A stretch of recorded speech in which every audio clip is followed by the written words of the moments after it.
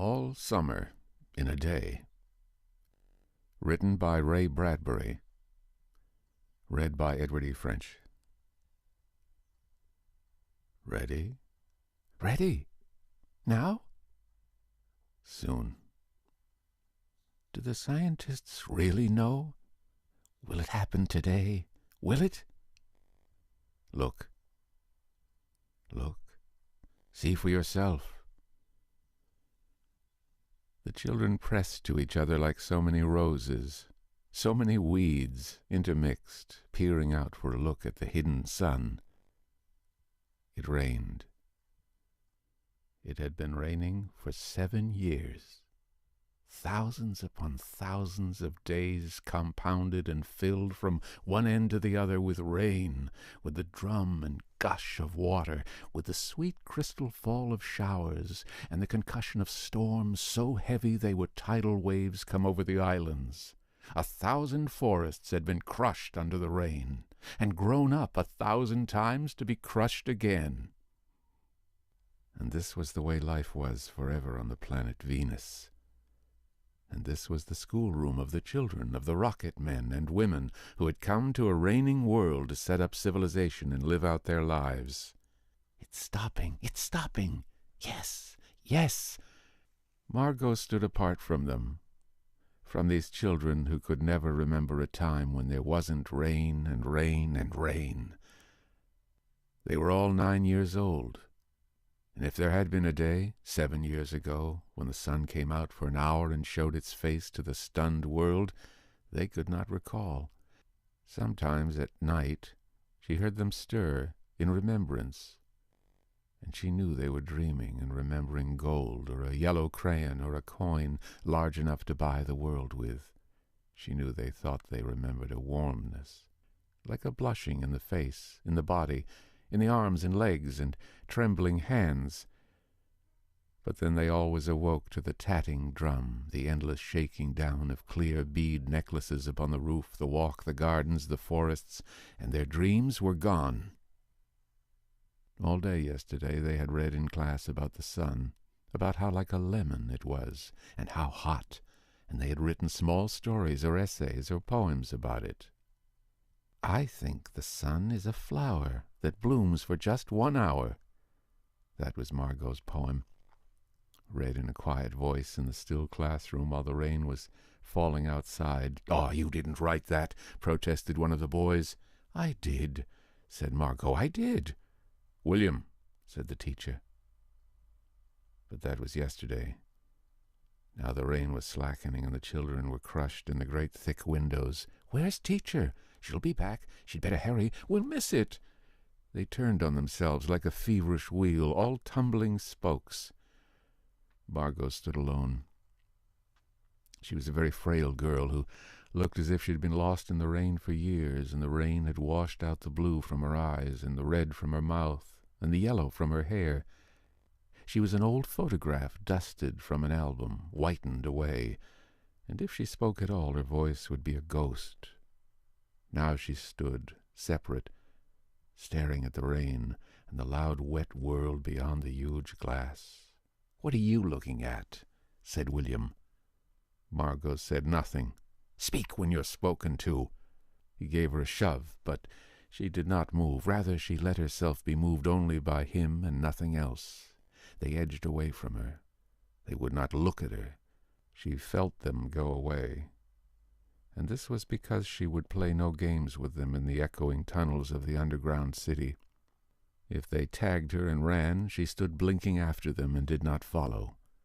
When the class sang songs about happiness and life and games, her lips barely moved. Only when they sang about the sun and the summer did her lips move as she watched the drenched windows. And then, of course, the biggest crime of all was that she had come here only 5 years ago from Earth. And she remembered the sun, and the way the sun was and the sky was when she was 4 in Ohio. And they had been on Venus all their lives. And they had been only 2 years old when the last sun came out, and had long since forgotten the color and the heat of it, and the way it really was. But Margot remembered.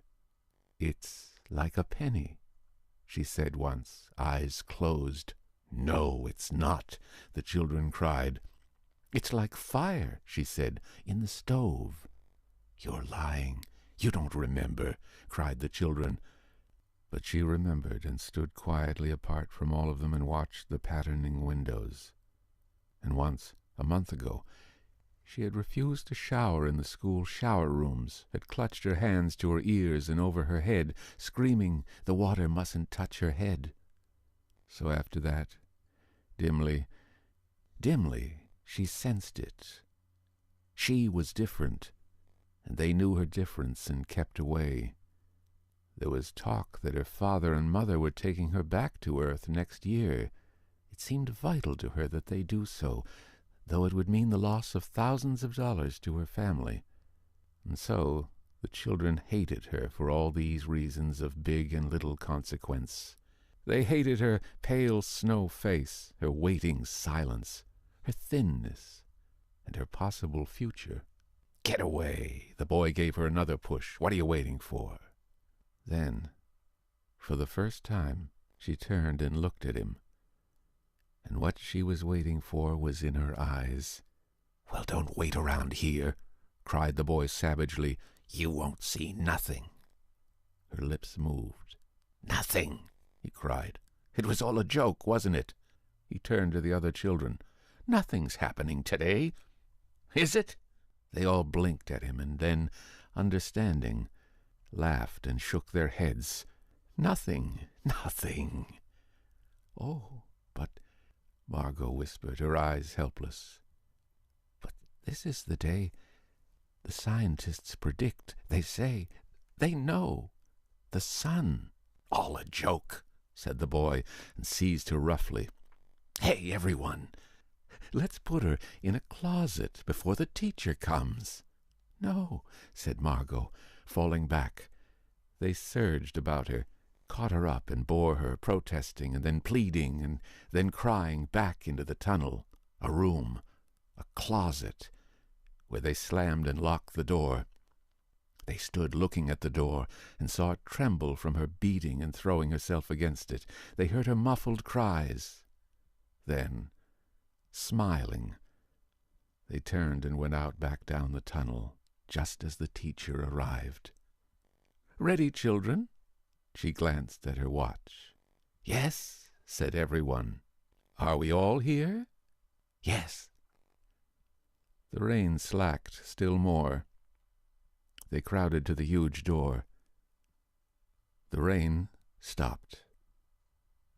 It was as if, in the midst of a film concerning an avalanche, a tornado, a hurricane, a volcanic eruption, something had, first, gone wrong with the sound apparatus, thus muffling and finally cutting off all noise, all of the blasts and repercussions and thunders, and then, second, ripped the film from the projector and inserted in its place a beautiful tropical slide which did not move or tremor. The world ground to a standstill.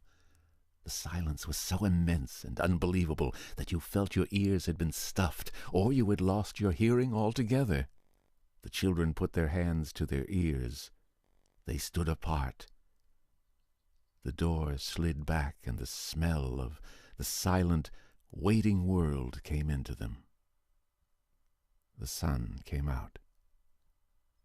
It was the color of flaming bronze, and it was very large, and the sky around it was a blazing blue tile color, and the jungle burned with sunlight as the children, released from their spell, rushed out, yelling into the springtime. "Now, don't go too far," called the teacher after them. "You've only 2 hours, you know. You wouldn't want to get caught out." But they were running and turning their faces up to the sky and feeling the sun on their cheeks like a warm iron. They were taking off their jackets and letting the sun burn their arms. "Oh, it's much better than sun lamps, isn't it? Much, much better." They stopped running and stood in the great jungle that covered Venus, that grew and never stopped growing tumultuously, even as you watched it. It was a nest of octopi, clustering up great arms of flesh-like weed, wavering, flowering in this brief spring. It was the color of rubber and ash, this jungle, from the many years without sun. It was the color of stones and white cheeses and ink, and it was the color of the moon. The children lay out, laughing on the jungle mattress, and heard it sigh and squeak under them, resilient and alive.